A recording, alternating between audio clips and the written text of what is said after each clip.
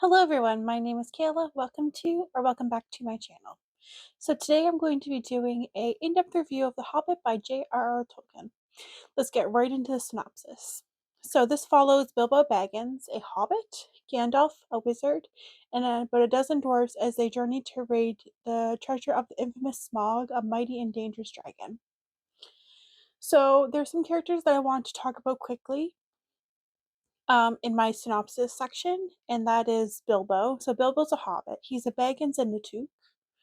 And Tooks are known for being very adventurous, and Baggins are known for being very narrow-minded in their focus. Like they definitely want to have comfort and no adventures, and stay home and be cozy and comforting.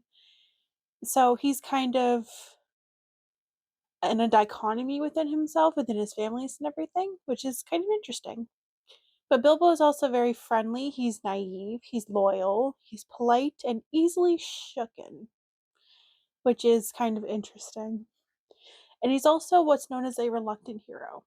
So if you don't know what a reluctant hero it is, it's pretty much a person that gets thrust into a hero role without ever wanting to or meaning to. So he's really cool like that. He turns out to be the burglar of the um, company within the journey. Then we have Gandalf. Gandalf is a wizard, and he's loyal and fair, mysterious, and he shows up unexpectedly.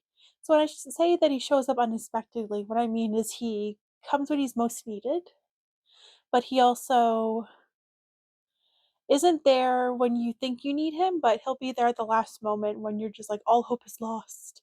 But then Gandalf's there, and you're just like, yeah. And I also figure him to be chaotic good. Like if you do the good, evil, chaos, and all that kind of stuff when you're looking at characters. I think he's chaotic good because he's a very chaotic character.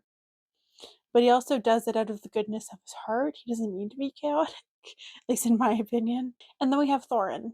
So he is the leader of the dwarves, and he is king of Under the Mountain. He kind of has this familial right to be the king under the mountain. So when we're going into his characterization, though, he is very prone to fits of anger and mistrust, but he's also fiercely loyal. Um, so the thing about him being fiercely loyal is he's fiercely loyal to his dwarf companions, obviously, but he's definitely prone to mistrust, especially when it comes to Bilbo, because he doesn't know him, he doesn't understand him, he doesn't get his ways, and he doesn't understand Bilbo. And that's okay, but to have that mistrust all the time, like, oh, you're gonna leave us. You're always going to leave us. You're never gonna finish this journey with us. And it's just really sad all the time to see that. Moving on to themes. So we have found family, war, that comes near like the end of the novel. Greed, especially when it comes to all the treasure that Smaug has. Uh, Death, reluctant hero trope, friends, and journey. Okay, so when I'm getting into what I loved and what I hated about this book. So, what I loved, this is going to sound totally weird, and I'm sorry already, is that I love the death of Thorin. So, I didn't love it because he died. I loved it because of how it was handled. So, Thorin was like honestly an amazing, vibrant character.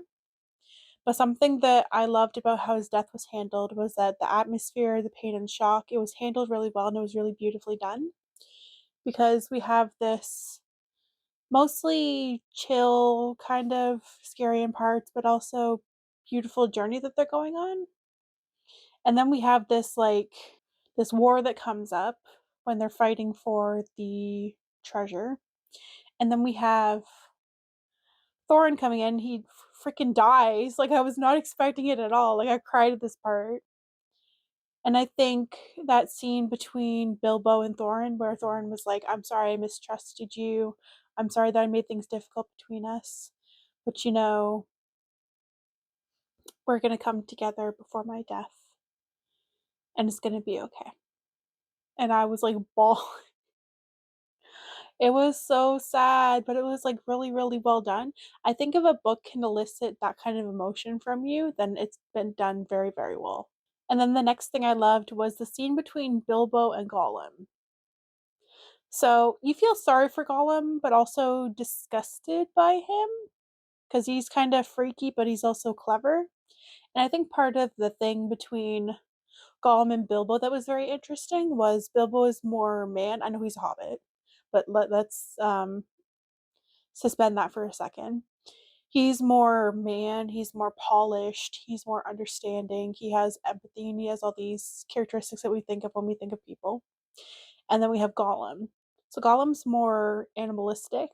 He gets his needs like this. He doesn't care about anything else. He doesn't care about society and roles and all that kind of stuff. So for them to come together and to see this vast difference between them was just absolutely fascinating.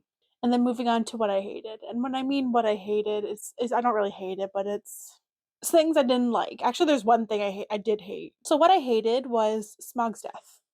I was so annoyed by Smaug's death just because I think it was leading up to Bilbo killing him because he found like the placement where he could be killed, like he could be stabbed through the chest.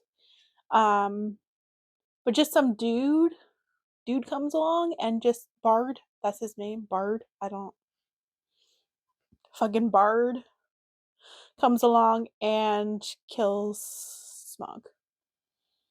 And I feel like it was building up to Bilbo doing it. Like, what was the point of Bilbo going in the entire time and like what was Bilbo's point of going in and talking to Smaug and seeing him and figuring things out about him? I guess to figure out that where the placement of there wasn't jewels or armor or anything in like the one place on his chest, and that's where you could kill him. But I'm annoyed that somebody other than Bilbo killed Smaug, so I'm never gonna get over that. And something else that was kind of annoying was the singing. So reading it was really annoying. I'll just be honest right now. Like reading all this singing going on, like with the elves and the dwarves and Bilbo and like everyone singing, just like, oh, please stop. But when it came to the audiobook, because I tried to listen to these parts on audiobook instead because it was just so much better. So much better. So the audiobook performed it absolutely flawlessly. I feel like the singing needs the production value just because reading it is just it's not the same. Moving on to my overall thoughts. So I think that The Hobbit is a beautiful and enduring story. That's something you can think about when you're thinking about the human spirit, heroes, loyalty, kindness. And there's also so many memorable characters that I did not mention. And that's Bjorn, the Elven King, the Company of Dwarves, the Trolls, William and Bert. Oh my gosh, these two were hilarious. Uh, the Great Goblin, the Eagles, just so many amazing characters that I don't know had if they had the time to be fully fleshed out, and that's okay because it's a relatively long book. And we have like I think my favorite character out of like all of the ones that I just mentioned is Bjorn, just because he was fascinating, honestly, like turning into a bear and protecting the hobbits, but needing a full story first before he would go into it. He was very interesting because he's very like animalistic, but he also has these human characteristics. He's like just really cool. I don't know what else to say. Just that he's really freaking cool. And then my rating. So shocker, 5 stars. 5 stars. A life changing book that will stick with me for a long time. That's what I mean when I say 5 stars. See, I almost gave it 4 stars. Now, bear with me. And this was before the scene with Thorin and Bilbo that I thought, like, yeah, it's going to be about a 4 stars because you can kind of tell as you're reading a book, like, what's going on and where things are going to go. But, like, I wasn't expecting this at all. And then when it came to that, and I read that and I was like, it made me cry. And I was like, it's 5 stars. It's got to be. It's got to be. Why would it be anything other than 5 stars with that scene that made me cry like a big baby? So, yeah, that's The Hobbit by JRR Tolkien. I can't wait to read The Lord of the Rings and see if I enjoy that anywhere near as much. I know there's some infamous scenes in Lord of the Rings that is hard to read sometimes. The forest scene specifically, I heard that it just like drags on and on and on. So we'll see. We'll see, definitely. And yeah, so if you like this video, please give it a big thumbs up and subscribe if you'd like to. And yeah, thank you very much for watching. Bye.